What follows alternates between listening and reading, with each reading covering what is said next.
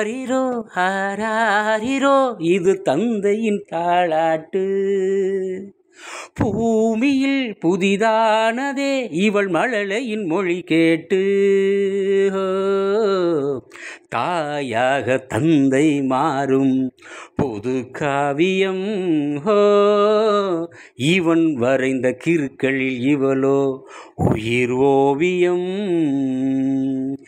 இரு உயிரொன்று சேர்ந்து இங்கு ஓர் உயிராகுதே. கருவறை இல்லை என்ற போதும் சுமந்திடத் தோணுதே.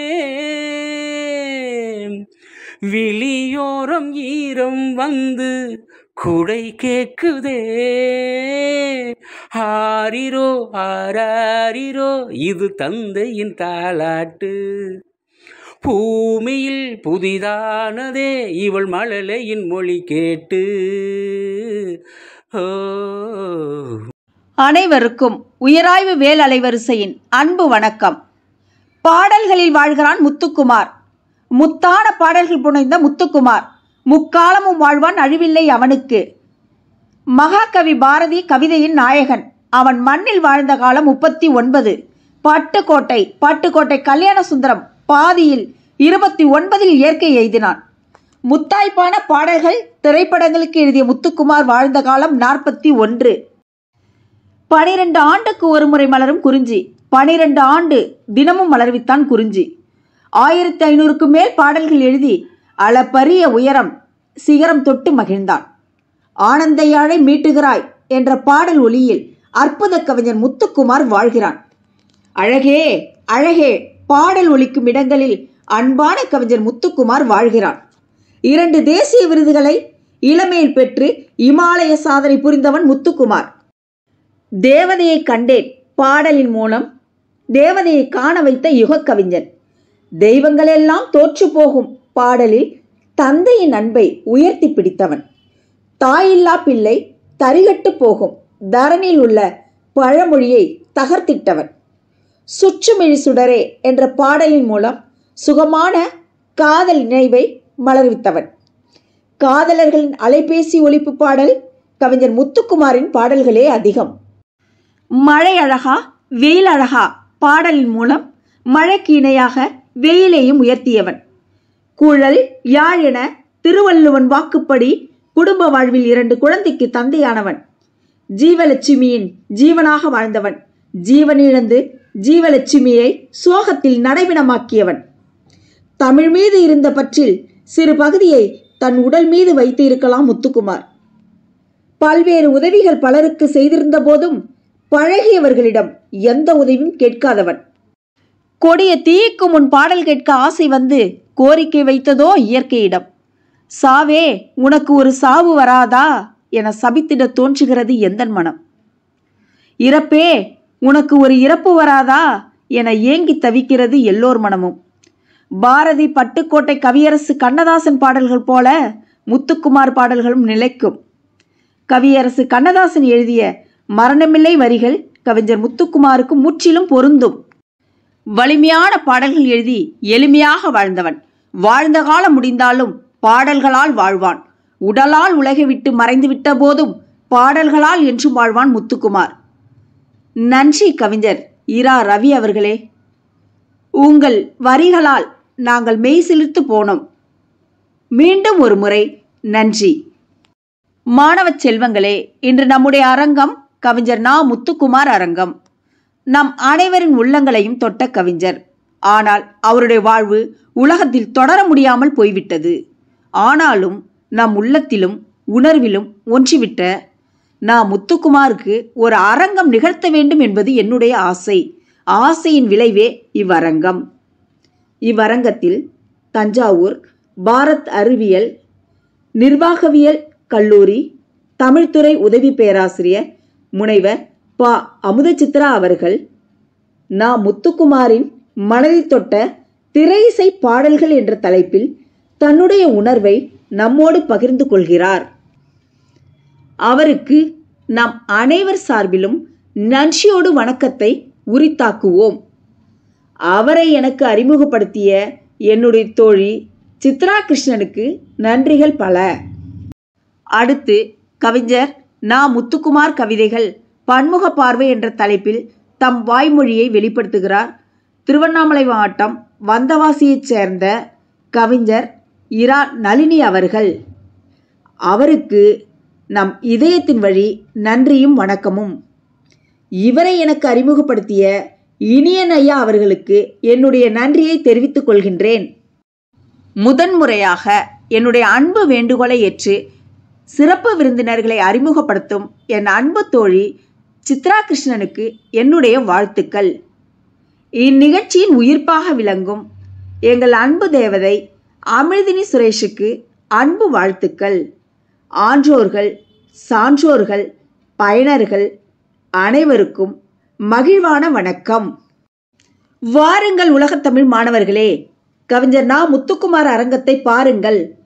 மனதுக்கு இதமான அவருடைய பாடல்களை கேளுங்கள். முத்துக்குமாரின் கவிதைகளை வாசியுங்கள்.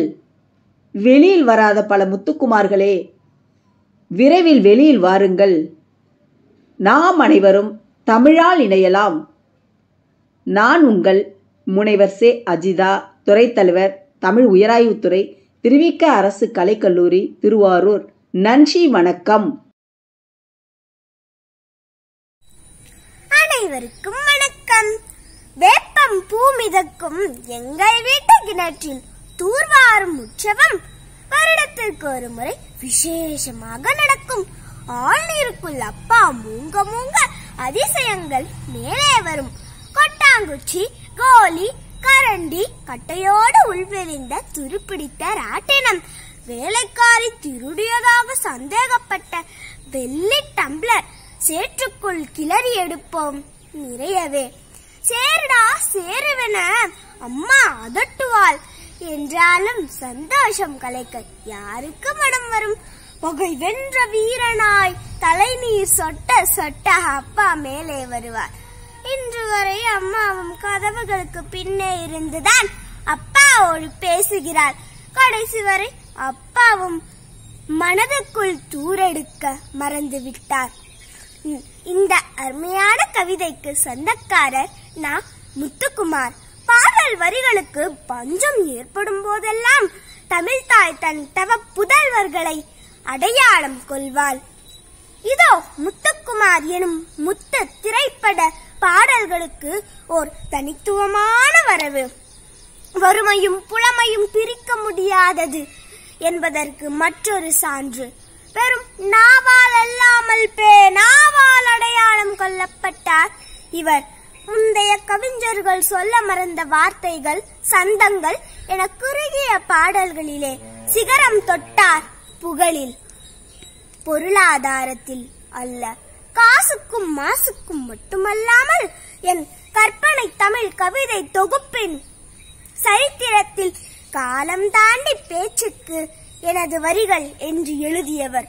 மெட்டுக்கான வரிகளுக்கு மட்டும்தான் இவர் போராடவில்லை, மற்றனைத்திற்கும் இவர் ஓர் வாழ்க்கை போராட்டமே. இறுதியாக நோயுடன் போராடி தோர்த்து போனார் 41 வயதில். அது என்ன, அதீத கற்பனை கொண்டவர்கள் இளம் வயதிலேயே இறைவனிடம் சேர்ந்து விடுகிறார்கள். ஒருவேளை இறைவனுக்கு போட்டி பிடிக்கவில்லையோ என்னவோ. இந்த அருமையான நிகழ்ச்சியை ஏற்பாடு செய்திருக்கும் திருவிக அரசு கலைக்கல்லூரி தமிழ் உயர் ஆய்வுத்துறை தலைவர் முனைவர் அஜிதா அவர்கள் மற்றும் வேல் அறக்கட்டளையின் சார்பில் அனைவரையும் இந்த அரங்கத்திற்கு வருக வருக என வரவேற்கிறோம். வாருங்கள் உறவுகளே, காணொளிக்குள் செல்வோம். நான் உங்கள் அமிழ்தினி. நன்றி, வணக்கம். உயராய்வு வேல் அறக்கட்டளை சார்பாக அன்பு வணக்கங்கள். இவ்வார அரங்கம் கவிஞர் நா. முத்துக்குமார் அரங்கம். அழுது கொண்டிருக்கும் அம்மாவின் முகம் போல அவ்வளவு எளிதாக பிள்ளைகளுக்கு கிடைத்து விடுவதில்லை அழுது கொண்டிருக்கும் அப்பாவின் முகம் என்ற நா. முத்துக்குமாரின் கவிதைகளுடன் நா. முத்துக்குமாரின் மனதை தொட்ட திரையிசை பாடல்கள் என்ற தலைப்பில் உங்கள் முன் உரையாற்ற இருப்பவர் முனைவர் ப. அமுதச்சித்ரா, உதவி பேராசிரியர், தமிழ்துறை, பாரத் அறிவியல் மற்றும் நிர்வாகவியல் கல்லூரி, தஞ்சாவூரைச் சேர்ந்தவர். அமுதச்சித்ரா அவர்கள் பல்வேறு திறமைகள் வாய்ந்தவர். இவர் பொதுகை பட்டிமன்ற பேச்சாளர், ஆன்மீக சொற்பொழிவாளர், ஆன்மீக சொற்பொழிவிற்காக சொல்லரசி என்ற பட்டத்தை அருள் பணிமன்றம் இவருக்கு வழங்கியுள்ளது. மற்றும் உள்ளூர் தொலைக்காட்சி செய்தி வாசிப்பாளர், கருத்தரங்குகள் வாயிலாக 25ற்கு மேற்பட்ட கட்டுரைகளை வழங்கியுள்ளார்கள். மேலும் இணையவழி கவியரங்கு பங்கேற்பாளர் போன்ற பன்முக திறமை பெற்றவர். வாருங்கள், அமுத சித்ரா அவர்களின் உரையை கேட்போம்.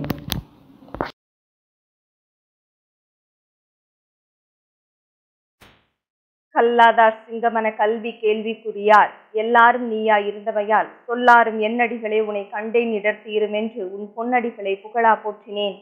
பன்னியமென் பஞ்சுபடா நூலே பல நெருடா பாவே விஞ்சி நிறம் தோயாத செந்தமிழே என் தமிழே. முதலாவது உன்னை வணங்குகின்றேன். அனைவருக்கும் என்னுடைய தமிழ் வணக்கம். இந்த நிகழ்வை எனக்கு வழங்கிய அஜிதா அம்மையார் அவர்களுக்கு என்னுடைய நன்றியை தெரிவித்துக் கொள்கின்றேன். எனக்கு பேச அனுமதி அளித்த பாரத் கல்வி குழுமங்களின் செயலாளர் அம்மையார் புனிதா கணேசன் அவர்களுக்கும், இயக்குனர் ஐயா அவர்களுக்கும், முதல்வர் ஐயா அவர்களுக்கும், துறை தலைவர் அவர்களுக்கும் இந்த தருணத்தில் என்னுடைய நன்றியை தெரிவித்துக் கொள்கின்றேன். இந்த இணையவழியின் மூலியமாக நான் பேச எடுத்துக்கொண்ட தலைப்பு நா. முத்துக்குமாரின் திரை இசை பாடல்களில் மனம் கவர்ந்த பாடல்கள் என்ற தலைப்பில் உங்களுடன் பேச இருக்கிறேன். பாட்டு, அதை கேட்டு கேட்டு வளர்ந்திருக்கிறோம். தாலாட்டு முதல் ஒப்பாரி வரை, பிறந்தது முதல் இறப்பு வரை எல்லாமே நமக்கு பாட்டு தான். திரைப்பட பாடல்கள் வந்த பிறகு இந்த பாடல்கள் எல்லாம் ஒரு தனித்துவம் பெற்றன. இசையோடு கதையோடு சேர்ந்த பாடல்களாக காதல், சோகம், தத்துவம் என அனைத்து பாடல்களுமே ஒரு முழுமை பெற்றது. அனைத்தும் நம் மனதில் நிற்கக்கூடிய அளவிற்கு வசீகரமான ஒரு இசையோடு அவையெல்லாம் காலத்திற்கும் அழியாததாக நிலைத்து நிற்கின்றன. அதனை நாம் ரசித்துக் கொண்டிருக்கின்றோம்.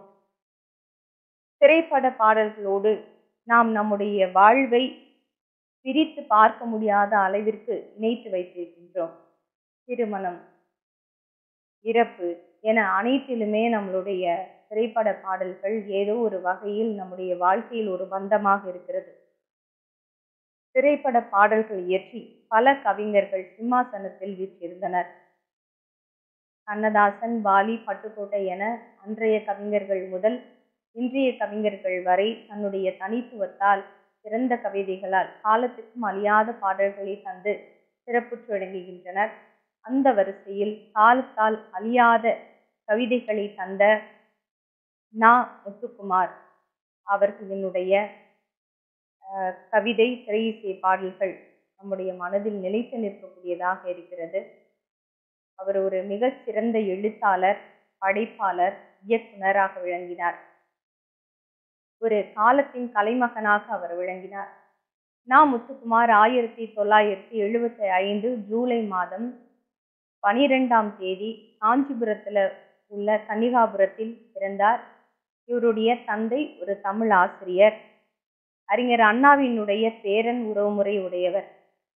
அதனால இவருக்கு இயல்பாகவே அந்த தமிழ் புலமை இரத்தத்தில் இருந்தது. அது மட்டுமல்ல, பல அரிய நூல்களை ஆர்வமோடு பயின்று, அவருடைய தந்தையாரிடம் 1,00,000க்கும் மேற்பட்ட நூல்கள் இருந்தன. அவற்றையெல்லாம் மிகவும் ஆர்வமோடு பயின்று மேலும் தன்னுடைய புலமையை அவர் பெருக்கிக் கொண்டார். அப்படியே தமிழ் மீது கொண்ட காதலால் தமிழும் படித்தார். பின்னர் தனக்கு இயக்குனர் ஆக வேண்டும் என்ற ஆசை அவருக்கு அதிகமாக இருந்தது. அதனால் சென்னையை நோக்கி வந்தார். தன்னுடைய அப்பாவிடம் ஒரு கேமரா வேண்டும் என்று கேட்டிருக்கிறார். தந்தையாரும் வாங்கி கொடுத்திருக்கிறார். அதில் முதல் அவர் எடுத்த படம் அப்படின்னு பார்க்கும்போது 2 பேர் வந்து அவரை கூப்பிட்றாங்க. இந்த மாதிரி ஒரு படம் எடுக்கணும், உனக்காக காத்துட்டு இருக்கோம், வாங்க அப்படின்னு சொல்லி. அவர் போய் முதலாவதாக எடுத்த படம் ஒரு பிணம்.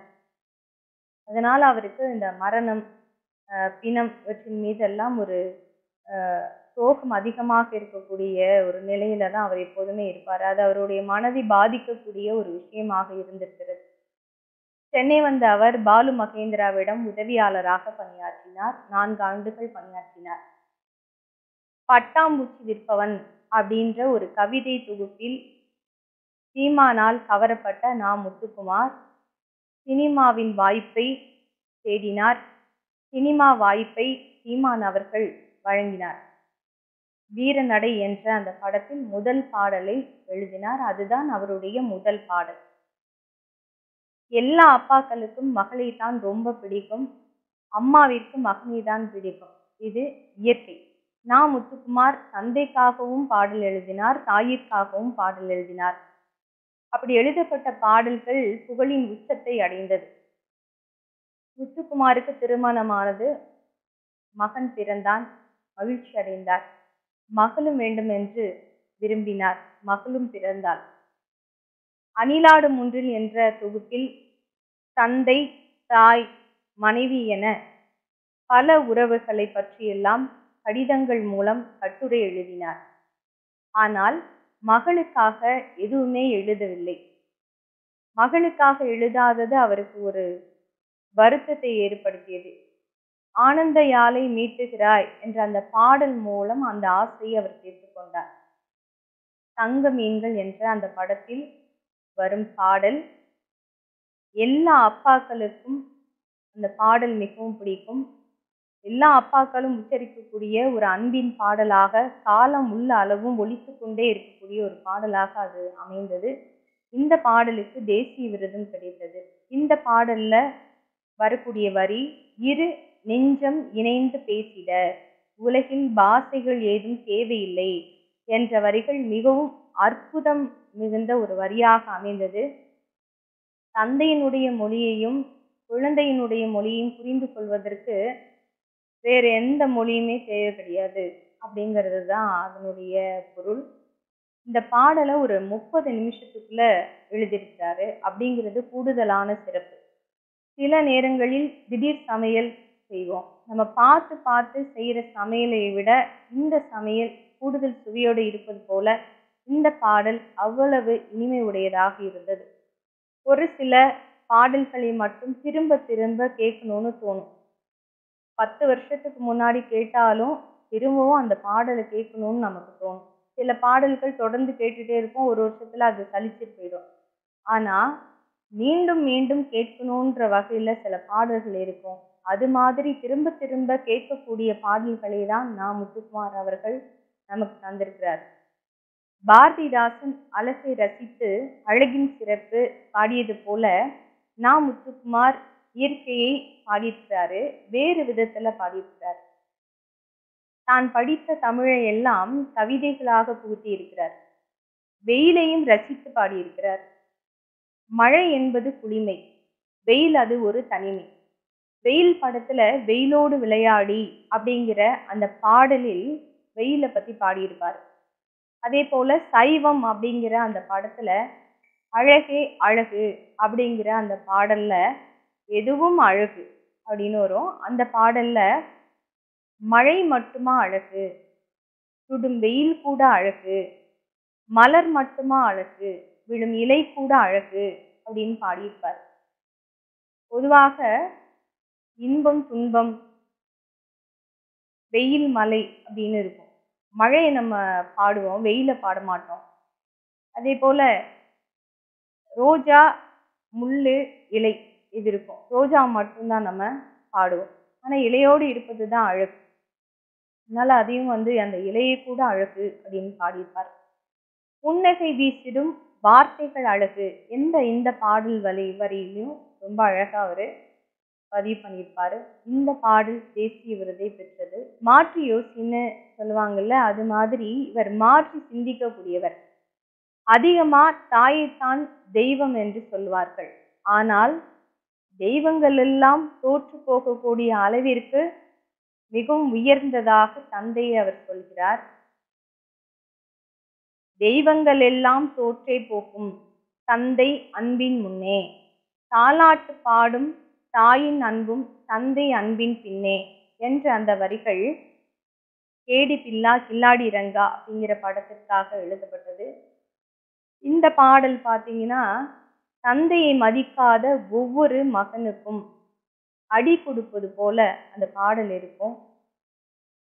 படக்காட்சி, பாடல் இது ரெண்டும் நம்ம கண்ணுல கண்ணீர் வர அளவிற்கு மிகவும் உருக்கமான பாடலாக அது இருக்கும். கவிஞரோட உயிர் வரிகளை அவர் அப்படி போட்டுப்பாரு. என் உயிர் அணுவின் வரம் உன் உயிர் அல்லவா, மண்ணில் வந்த நான் உன் நகல் அல்லவா அப்படின்னு அந்த வரிகள் வரும். பொதுவாக அந்த மாதிரி என்னோட ஜெராக்ஸ் மாதிரியே பிறந்திருக்குன்னு சொல்லுவாங்க. அந்த மாதிரி ஒரு அப்பாவினுடைய நகலாக நான் பிறந்திருக்கேன் அப்படிங்கிற மாதிரியான ஒரு வரி.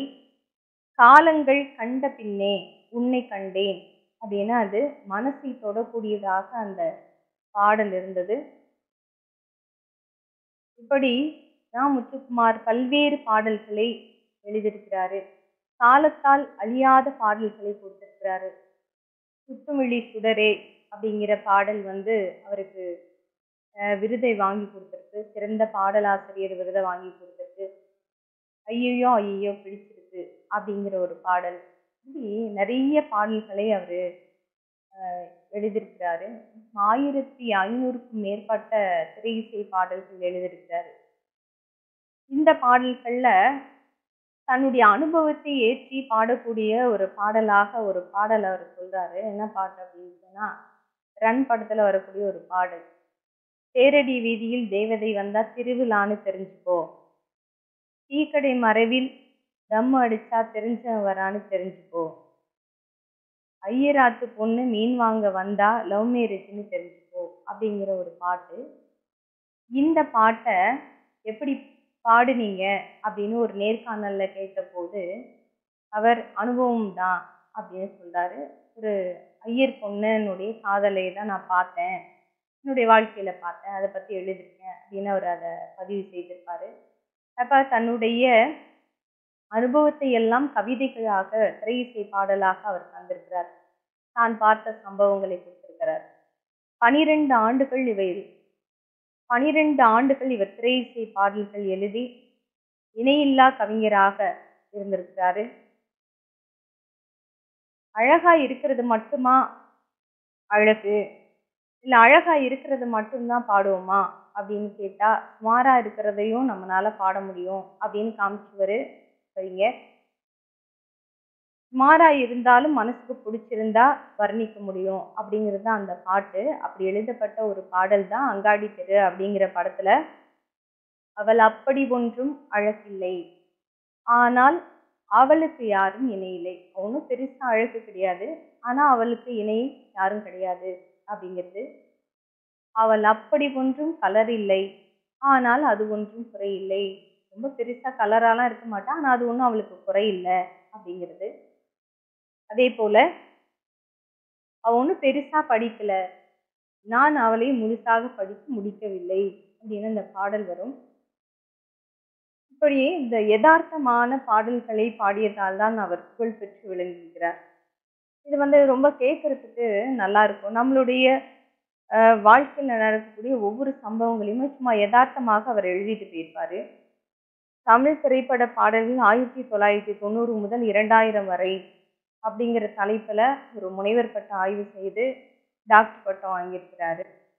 ஒரு யதார்த்தமான பாடல்களை தந்து காலத்தால் அழியாத ஒரு கவிஞனாக அவர் விளங்குகிறார். தமிழ் திரைப்பட பாடல்கள் 1990 முதல் 2000 வரை என்ற தலைப்பில் ஆய்வு செய்து முனைவர் பட்டம் பெற்றார்.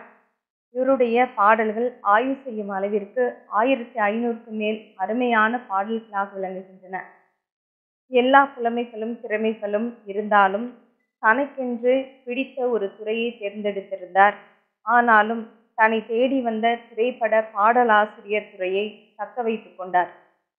அதில் சாதனையும் படைத்துள்ளார். இவரின் பாடல்கள் பல சிறந்த விருதுகளை பெற்றுள்ளன.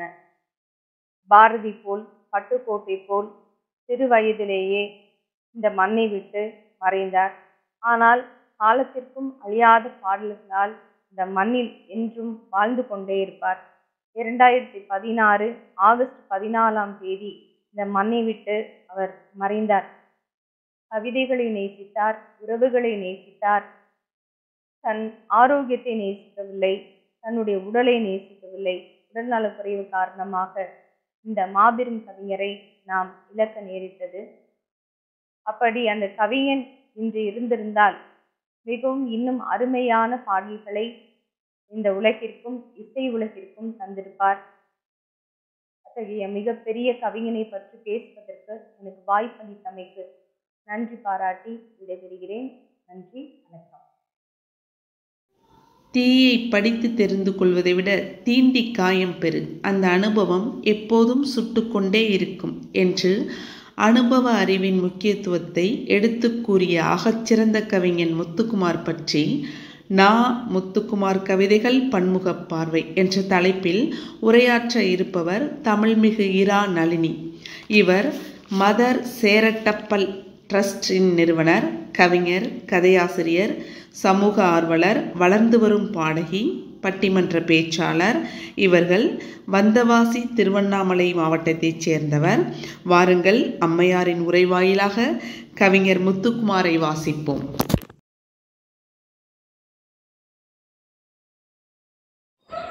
உலக வாழ் தமிழ் நெஞ்சங்கள் அனைவருக்கும் தமிழ்மிகு நளினியின் வணக்கம் மற்றும் வாழ்த்துக்களை கூறிக்கொண்டு இன்றைய நாளில் கவிஞர் பாடலாசிரியர் முத்துக்குமார் அவர்களின் கவிதைகள் பன்முக பார்வையில் முதல் கவிதை வரிகளாக மகனுக்கு எழுதிய கடிதம்.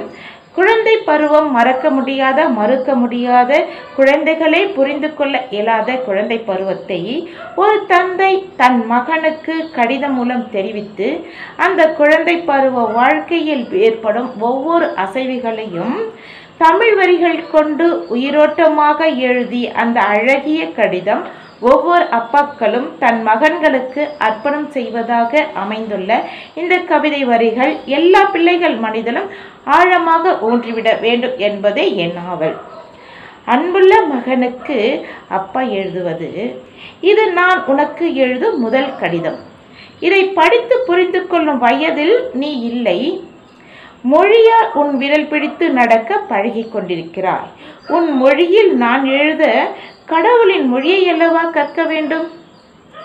என் பிரியத்துக்குரிய பூக்குட்டியே, உன் மெத்தந்த பூப்பாதம் என் மார்பில் உதைக்க மருத்துவமனையில் நீ பிறந்ததும் உன்னை அள்ளி என் கையில் கொடுத்தார்கள். என் உதிரம் உருவமானதை, அந்த உருவம் என் உள்ளங்கையில் கிடப்பதை, குறுகுறு கை நீட்டி நீ என் சட்டை பிடித்து இழுப்பதை கண்ணீர் மல்க பார்த்து கொண்டிருந்தேன். உலகிலேயே மிக பெரிய இன்பம் எது? தாய்மடியா? காதலியின் முத்தமா? மனைவியின் நெருக்கமா? கொட்டி கிடக்கும் செல்வமா? எதுவும் இல்லை. நீ என் மெய் தீண்டினாய். மெய்யாகவே நான் தூள் தூளாக உடைந்து போனேன். உன் பொக்கை வாய் புன்னகையில் நீ என்னை அள்ளி அள்ளி எடுத்து மீண்டும் மீண்டும் ஒட்ட வைத்து கொண்டாய். நீ அழுதாய், சிரித்தாய், சினுங்கினாய், குப்புற கவிழ்ந்து தலை நிமிர்ந்து அந்த சாகசத்தை கொண்டாடினாய். தரையெல்லாம் உனதாக்கி தவழ்ந்தாய். தகப்பன் கைவிரல் பிடித்து எழுந்தாய்.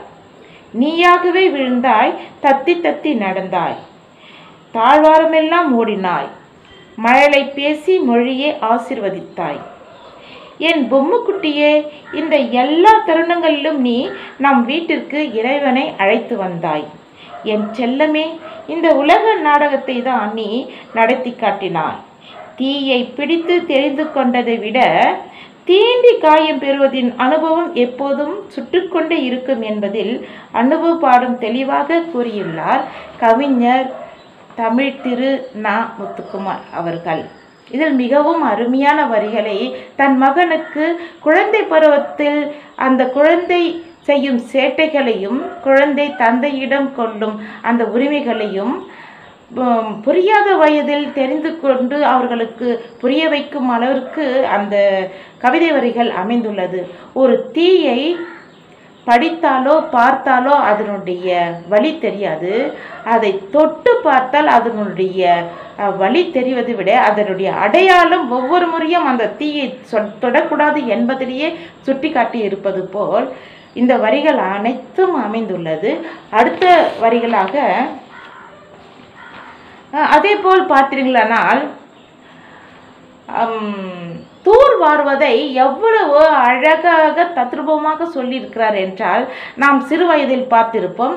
தூர் வாருவதை விளையாட்டு விஷயமாக நாம் பார்த்திருப்போம்.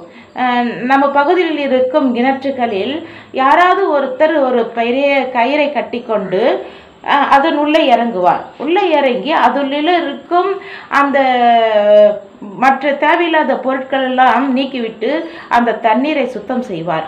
அதனுடைய விளக்கம் நான் தெரிந்து கொண்டது என்னவென்றால், நான் இந்த கவிதை வரிகளை படிக்கும்போது இதற்குண்டான விளக்கங்கள் இது தூர்வாருது கிணற்றுக்கு மட்டுமல்ல, நம்மளுடைய வாழ்க்கைக்கும் இந்த சமுதாயத்துக்கும் மிகவும் தெளிவான ஒரு விஷயங்களை கவிஞர் பாடலாசிரியர் நா. முத்துக்குமார் அவர்கள் தெளிவாக கூறியிருக்கிறார் என்பது மிகவும் ஆச்சரியமூட்டும். சாதாரண விஷயத்தை அவர் எவ்வளவு தத்ரூபமாக அழகிய வரிகளில் தமிழ் வரிகளை கொண்டு அவர் கூறியிருப்பது மிகவும் சிறப்பான ஒரு செய்தி நமக்கு. அந்த தூர் என்ற கவிதையை தங்கள் முன் வாசிக்கின்றேன்.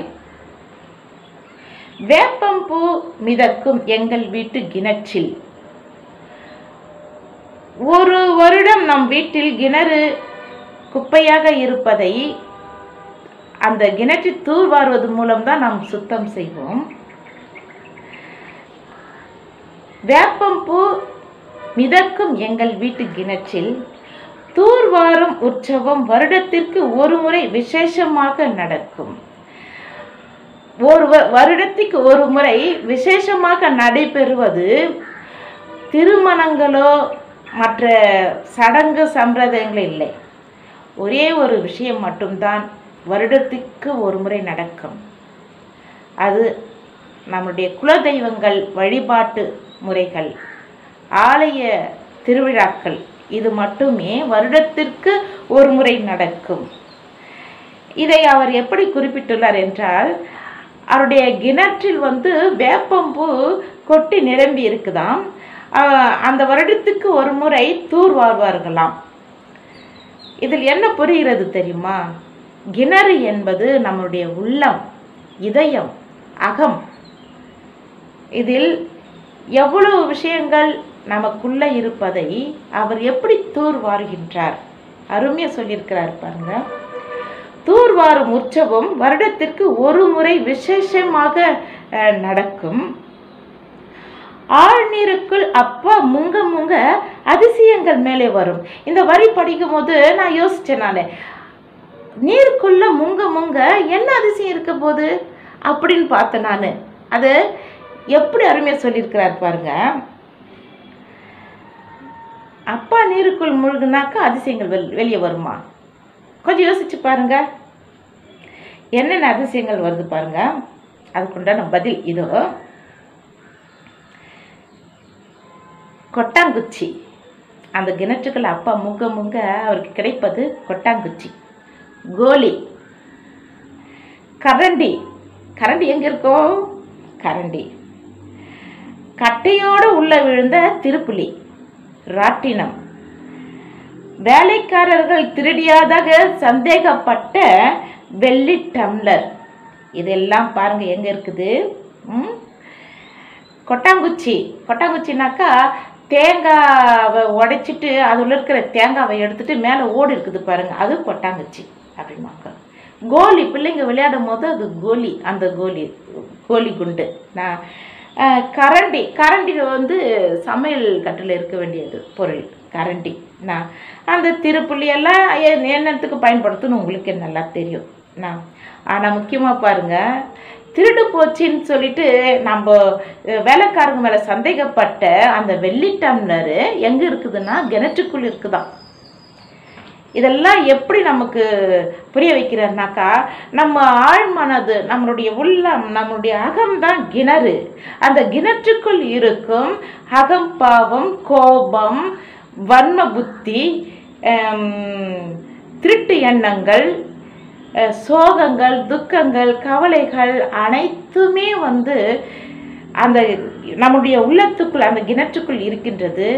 நாம் அதை வெளியே கொண்டு தூக்கி எறிந்து போட்டுவிட்டால், கிணறு எப்படி புனிதமான நீரை கொடுக்கின்றதோ அதுபோல் நம்முடைய உள்ளமும் புனிதமாக அமையும் என்பதை தூர் என்னும் கவிதை மூலமாக நமக்கு அவ்வளவு தத்ரூபமாக சொல்லி நம்முடைய உள்ளத்தை புனிதமாக வைத்து கொள்ள வேண்டும் என்பதற்காக இந்த தூர் என்னும் கவிதையை படைத்தார் என்பதில் ரொம்பவும் பெருமகிழ்ச்சி அடைகிறேன். நான் நம்மளுடைய ஒவ்வொருவருடைய மனதில் இருக்கும் அந்த அனைத்து கெட்ட பழக்கங்கள், தீய எண்ணங்கள் அனைத்தையுமே நம்ம போக்கிக் கொண்டோமானால் நாம் அனைவரும் புனிதமாகும் என்பதற்கு இந்த கவிதையை விட வேற எதுவுமே நமக்கு உதாரணமாக கிடைக்குமா என்பது சந்தேகமாக உள்ளது.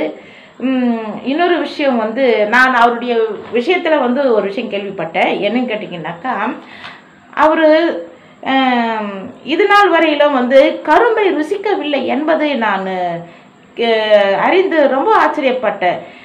கரும்பை விரும்பாதவங்க யாருன்னா இருப்பாங்களா அப்படின்னு சொல்லிட்டு, அந்த கரும்பை ஏன் அவர் ருசிக்கவில்லை என்பதற்கு காரணம் தெரிவிக்கப்பட்டிருந்தது.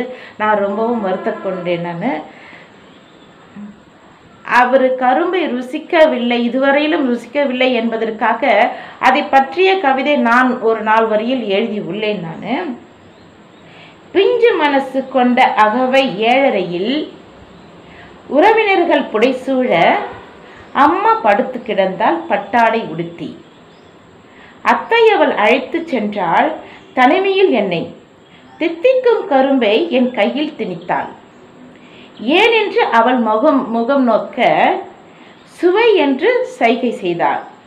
தித்திக்கும் கரும்பென நான் கடித்து சுவைக்க என் தாயின் மரண செய்தி கசப்பாகாமல் இனிப்பாகி உள்ளே சென்ற நாள் முதல் சுவைத்ததில்லை இன்று வரை கரும்பினை. அவங்க அம்மா இறந்துட்டு இருக்கிறாங்க. யாருடைய அம்மா? கவிஞர் பாடலாசிரியர் நா. முத்துக்குமார் அவர்களின் தாயார் இறந்து கிடக்கிறாங்க. அவர்களை பட்டாடை உடைத்து அவர்கள் முறைப்படி படுக்க வச்சிருக்கிறாங்க. அப்பொழுது அவருக்கு வயது 7.5, எதுவுமே தெரியாத வயசு. குழந்தை பருவத்தில் இருந்தால் கூட அம்மான்ற ஒரு உருவம் இருக்குது தெரியாது. வயசாயிட்டுள்ள இருந்தால் கூட அவங்களுக்கு அம்மா அப்படி தெரிஞ்சது, பழகினாங்க, காப்பாற்றினாங்க. ஆனால் எதுவும் அறியாத அந்த 7.5 வயதில் அவங்க அம்மா இறந்து இருக்கிறாங்க. அது எவ்வளோ பெரிய துக்கத்தை கொடுக்கும், அறியாத வயசு அது. அந்த நேரத்தில் அவர்களை உறவு முறையாக இருக்கிற அத்தை அவர்களை அழைத்து கொண்டு போய் ஒரு துண்டு கரும்பை கொடுக்கிறார். அந்த கசப்பான துக்கமான நிகழ்ச்சியை கூட உன் உள்ளத்துக்குள் இனிப்பாக செல்லட்டும். உன் தாய் உன்னை விட்டு பிரிந்து சென்று விட்டாள் என்று துக்கம் கொள்ளாதே, உன்னுள் அடங்கி விட்டாள் என்று இன்பம் கொள் அப்படின்ற ஒரு அர்த்தமாக இருக்கலாம் என்று நான் கருதுகிறேன். அந்த துக்கமான நிகழ்ச்சியை கூட அவருக்கு கரும்பு இனிப்பு சுவை கொடுத்து அது சொல்லப்பட்டதை நாம் நினைக்கும் போது தாய் மகனுக்கும் உள்ள அந்த பந்தம் எவ்வளவு ஒரு துக்கமான நிகழ்ச்சியை, மரணம் அந்த துக்கமான நிகழ்ச்சியை கொடுத்துருக்குது. மனசு எப்படி வலிச்சிருக்கும். அது சாதாரணமான வலியெல்லாம் இருக்காது. ரொம்பவும் ரொம்ப ரொம்ப ரொம்பவும் அதை அனுபவித்து இருக்கிறவங்களுக்கு தான் அந்த வலி இருக்கும். அவர் இதுவரை அவர் கரும்பை சுவைக்கவில்லை என்பதற்கு அது ஒன்றே காரணம். 10 மாதம் கருவில் தாங்கி மார்பணித்து உதிரத்தை பாலாக்கி எறும்பு கடிக்குமோ கொசு கடிக்குமோ என பொத்தி பொத்தி வளர்த்த தாயின் மரண செய்தி கரும்புச்சாறு போல் நெஞ்சுக்குள் இறங்குவது எந்த மகனால் தாங்கிக் கொள்ள முடியும்? யோசிப்போம். இத்துடன் இனிதே முடித்துக் கொள்கின்றேன் என் உரையை. நன்றி.